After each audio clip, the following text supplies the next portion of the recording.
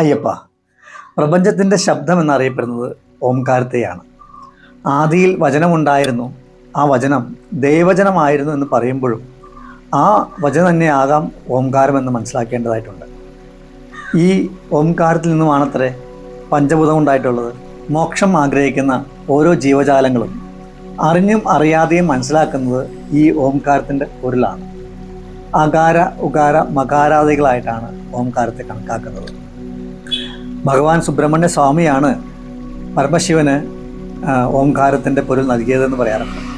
അകാര ഉകാര മകാര chant ചെയ്യുന്ന സമയത്ത് എന്തെല്ലാം നമ്മുടെ ശരീരം സംഭവിക്കുന്നു, കുണ്ടലിനി ഉണർത്താനായിട്ട് സഹായിക്കുന്ന ഈ ഓംകാരത്തിൻ്റെ സവിശേഷതകൾ എന്തൊക്കെയാണെന്ന് നമുക്ക് അറിയാൻ ശ്രമിക്കാം. ചിന്തകളെ ഇല്ലാതാക്കാൻ സഹായിക്കുന്ന ഒരു ടൂളായിട്ട് അല്ലെങ്കിൽ ഒരു ശബ്ദമായിട്ട് ഓംകാരത്തെ കണക്കാക്കാം. എന്തുകൊണ്ട് ചിന്തകൾ ഇല്ലാതെയാകുന്നു? നമ്മുടെ സൂക്ഷ്മ ശരീരത്തിൻ്റെ അകത്ത് മൈൻഡ് ടെംപ്ലേറ്റ് ചക്ര എന്നൊരു ചക്രയുണ്ട്. ഈ ചക്രത്തെ ക്ലെൻസ് ചെയ്യുന്നതിൻ്റെ പേരിലാണ് ചിന്തകൾ ഇല്ലാതെയാകുന്നത്. മൈൻഡ് ടെംപ്ലേറ്റ് എന്ന് പറഞ്ഞു കഴിഞ്ഞാൽ ഒരു മനസ്സിൻ്റെ ടെംപ്ലേറ്റാണ്, ചിന്തകളുടെ ടെംപ്ലേറ്റാണ്. ഓരോ തവണ നമ്മൾ ഓംകാരം ചാൻറ്റ് ചെയ്യുമ്പോഴും ഈ ടെംപ്ലേറ്റിൻ്റെ അകത്ത് ഒന്ന് പ്യൂരിഫൈ ആവും.